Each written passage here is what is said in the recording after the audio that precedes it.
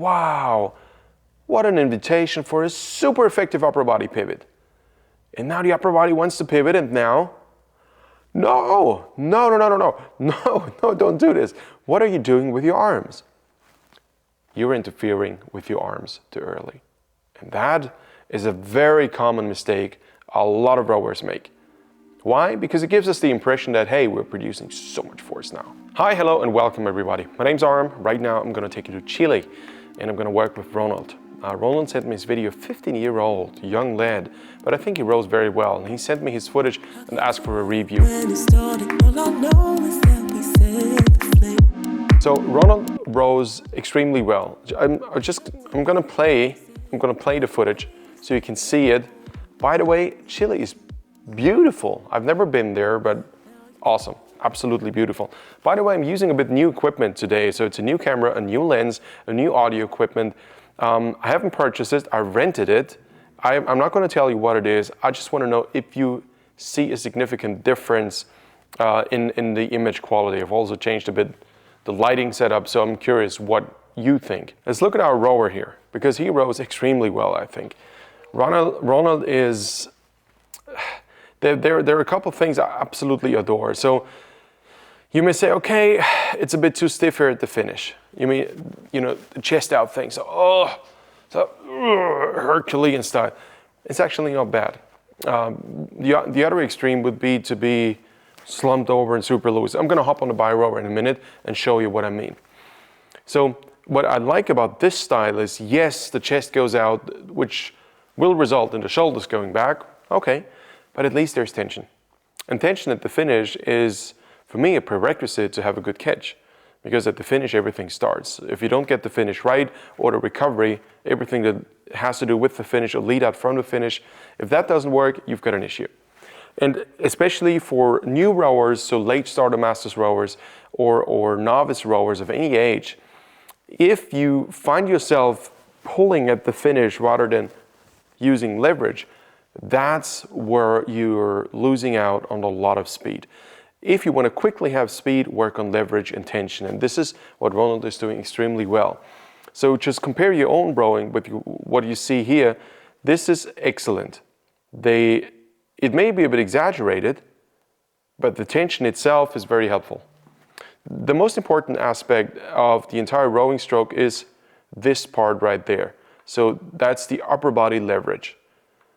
There was a time where there weren't any sliding seats. So without sliding seats, all you had to do is fixed. You had a fixed seat, you had a bench, your legs had support, and all you did was using upper body mass. There are still, in Spain, there are still boat classes, open ocean boat classes.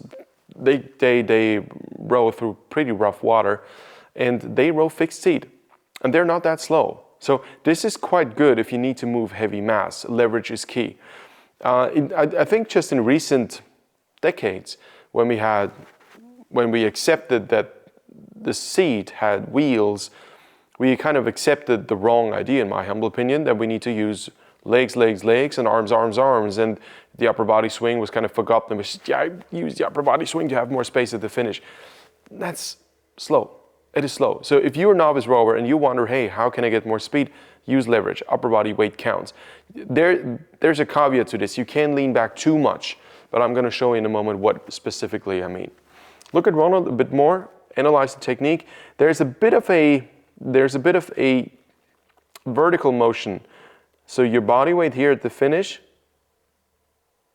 there's a bit of a, and that should be avoided at all costs. You don't see it in slow motion, but if I play it, it appears that you kind of rip the blades out of the water. And if you look at the blade work, there's too much, I think there's too much force on the blade as they're going out. So I know these linear ergs, they kind of teach you to have full force until the end, until you touch the body. On a linear erg, so RP3, Concept 2, whatever they call it, it works. But in a true rowing environment, that's a bit different because you need to learn to disconnect. So here, your blade is still under tension. So ideally, in a utopia's perfect world, your blade wouldn't move through the water, but it would be still fixed, and you would push the boat past that point. Now, right now, at that stage, what happens is, if you then need to get your blades out of the water, you have to move your oars down. And your oar handles, this is what he's doing here. And as this is pretty uncomfortable to pull with so much force, what happens is a rip out of the water. So whoop. And if you watch the bow dips a bit. I mean, it's complaining on a very high level. And some of you may not even see this, but I'm sure if you're an experienced rower and you watch this, I hope you will agree. That is something that I would say the last centimeter, maybe 1.5 centimeters, that's about 1/2 inch. You actually want to soften the resistance. You don't want to pull too hard until you smack the body. You want to create tension, so the tension part in your trunk is excellent, but you don't want to brutalize the stroke all the way to the end. It just doesn't pay. It also costs a lot of energy, and your arms are relevant and very important to move force out, but there's not much extra acceleration you will add in terms of boat speed. It may bring you extra watts in a linear arc, but what's there are radically differently calculated than they are actually in the boat. Because in a boat, usually if you measure watts, you have a strain gauge in your oars. So this is what we have in a biro. There's a strain gauge. And strain gauge measures force, and if you know how long your drive is, then you can start to calculate work, and with work you can calculate watts. Now, if you follow that stroke, the lead out is good because, Ronald, you still keep your tension up, and tension is key. That is a point, I think you are too comfortable on flat water. And that is something I always tell my athletes, you need to get the blades off the water. It's not for beauty's sake. I mean, really nobody cares. But it does something to the tension in your body. And we will see this, Ronald, just in a minute. When you go forward, your hands are pretty high. Your hands are almost at chest level. That's pretty high. And the point is, at the catch, we do want to create tension in our armpit. So right there. This is lat, triceps. We want to do this with a low shoulder, not with a high shoulder. Try this out, bring your shoulders up, move your arms forward. Where do you feel it? On the top or on the bottom? If you feel it on the top, you probably will rotate early throughout the stroke. If you feel it low, I always use in these Saturday Lives. By the way, if you want to join armtraining.com, it's called Saturday Lives. I coach you, it's a small group session. And I always use that analogy as serving on a tray. So imagine there were a tray, there are a lot of coffee shops in Vienna where I'm from, and you serve and say, here you are, watch the shoulder, armpit, that's a different motion. Nobody serves like, here you are, that doesn't work. So for me, it's a serve on a tray analogy, if that helps you. So that is not possible here because your blades are simply too close to the water. So the question is, why? I mean, Ronald is no exception. I think he's more the norm. Why do so many people have their blades so close to the water? It's usually the false impression of having more stability, because the closer the blades are to the water, the less you can tip, right? But if you tip, then if you tip in conditions like these, all is good. But what if you tip in conditions with whitecaps or rough weather? Then you screwed up. I mean, you're screwed in other terms. You've got an issue because the water surface is rough. So every time you tip and you touch the water, your body's offset. So you rely on your blades to stabilize you. That's an issue. So what I recommend you do, Ronald, is at that stage, make sure your blades now, once your hands pass your knees, this is when your thighs have gotten out of the way, this is when you can move forward and also down. The question is, how should it go down? Not with stiff arms, loose arms. I'm going to show you all of that on a bi rower in a moment. And as you go forward, there you should have, the question is always how much? How far off the water? Well, ultimately, we don't get the blades off the water because it looks good. We do so, we don't want to catch waves, and trust me, they're more than norm than the exceptions. This weather is the exception. And B, we need to move our arms forward and up, and that has a lot to do with the tension here. If you already go forward like that, you can only bring your shoulders farther up. We don't want to do this.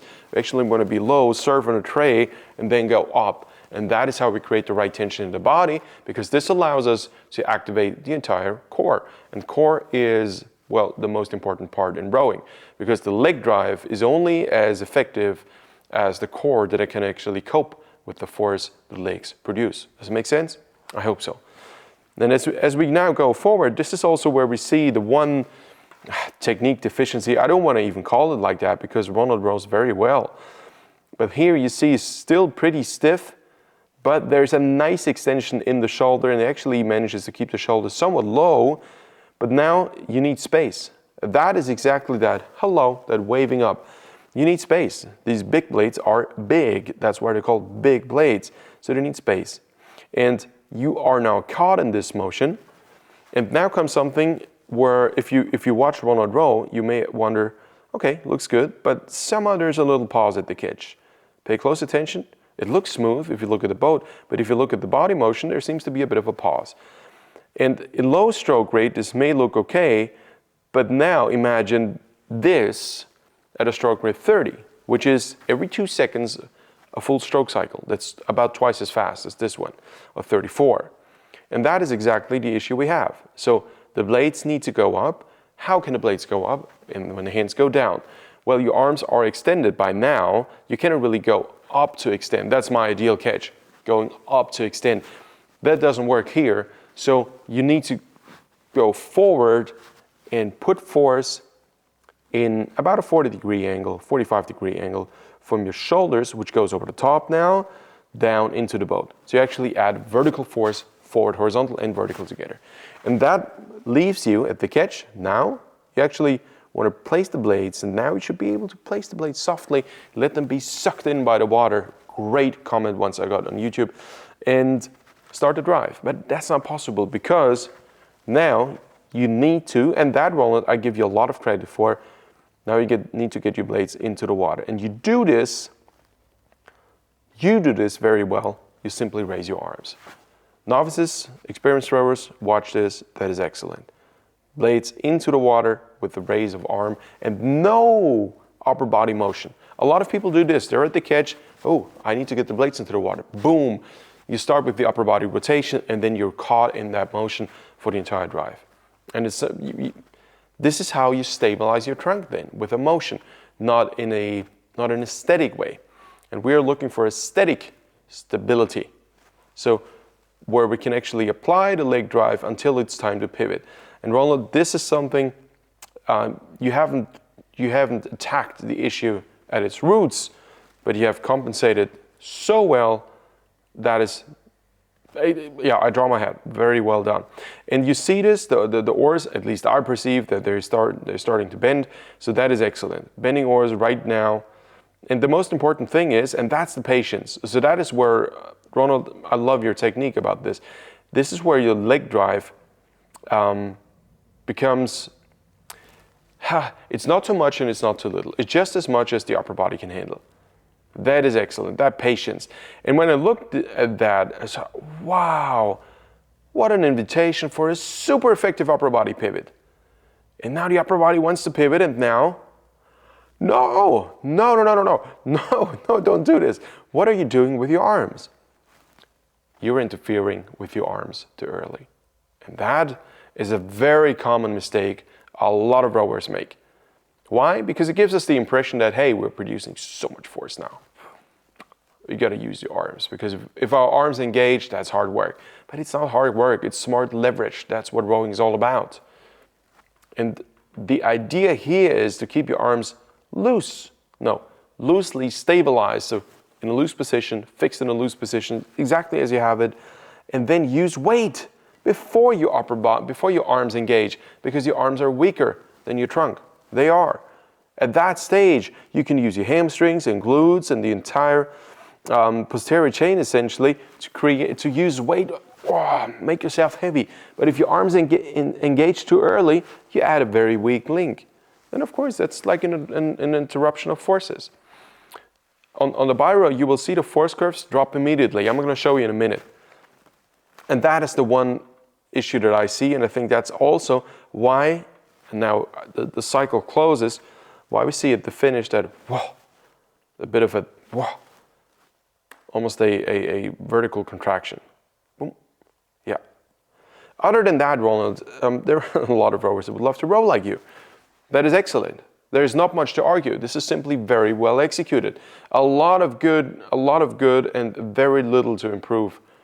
But trust me, with every watt that you can pull more, you will need to sharpen your technique. Because the stronger we become, the more we are inclined to cheat here and there, because in low steady state, a lot of things work.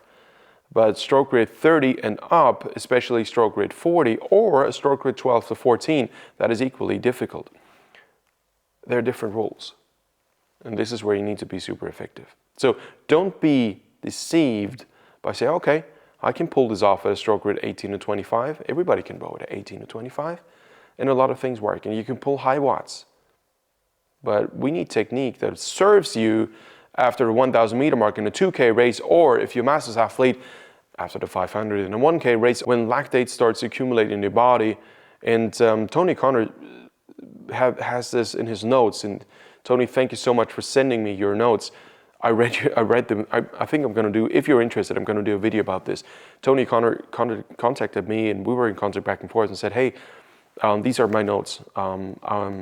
Something you said was so good that I put it in my notes, and let me share my notes with you. I said, wow, that's the greatest gift I've ever received from any rower.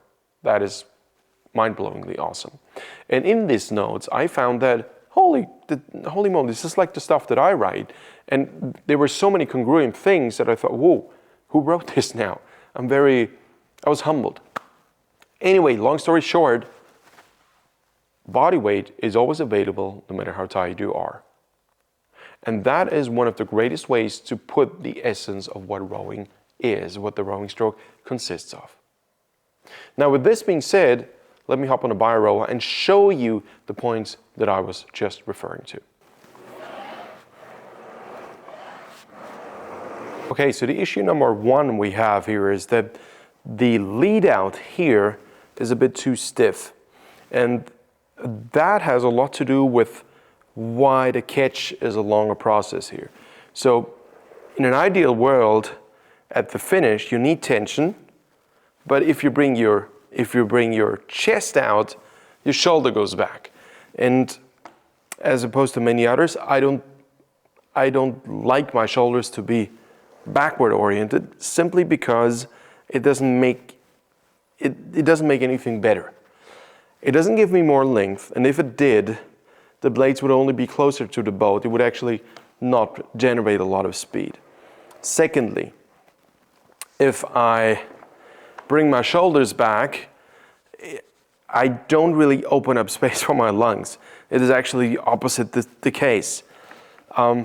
What helps more is to try to get the upper abs out. That does a lot of good. So here, the upper abdominal muscles, they are extremely important. But that doesn't mean that my shoulders have to go back. Now, next thing, if I go forward, I prefer to keep my arms loose.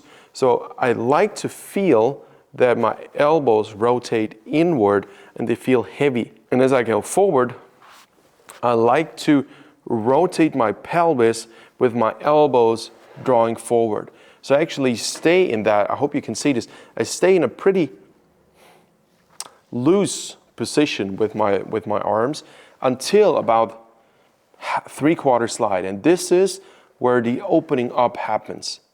That is the part from 3/4 slide to full slide. This is how when you open up. And if you do this, it's very easy to keep your blades low. If you have somewhat loose forearms or arms and your shoulders are loose, then you can start to stretch your armpit, that one. If they were stiff, you would just bring your shoulders forward. We don't want that. When the armpit, it's the serve and a tray analogy to go forward.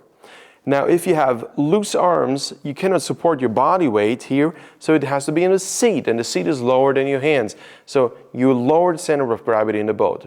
Second advantage. As you go forward, now, where you perceive it to be unstable, you actually can balance the boat nicely because your arms are completely or almost completely independent from your center of gravity, which is on your butt, on your seat, where it should be.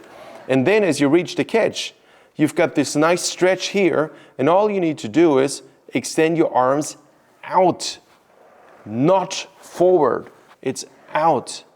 That's the essence of the rowing motion.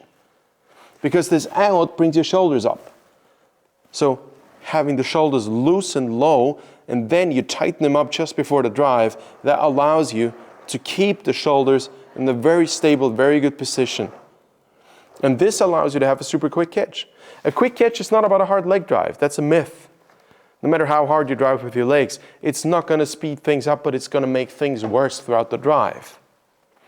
The leg drive has to work in proportion to what your upper body can handle if it's well prepared.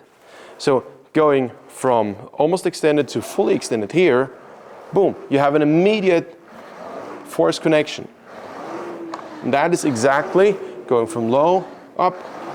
That is exactly what we all are aiming for. Okay, there's much more to say about this, but I'm going to leave the video here. I hope it helped you. I hope it brought some advantage to your rowing. If it did, please go to armtraining.com, see how I can help you and how you can work with us. And this thing here, we're going to do a nice photo shoot tomorrow. This is one of the new bi rowers in the Pro. It's a bi row Pro in one of the new custom colors. That is gorgeous. Absolutely drop that gorgeous. I love that. We're going to feature 5 of the new colors tomorrow.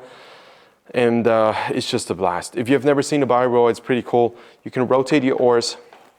So your oar handles, it's not 90 degree because your hands don't fulfill a 90 degree motion. You can pull wherever you want, and that's why I can show technique stuff on a bi rower. So I could pull low and I got the same resistance, or I can pull high and I got the same resistance.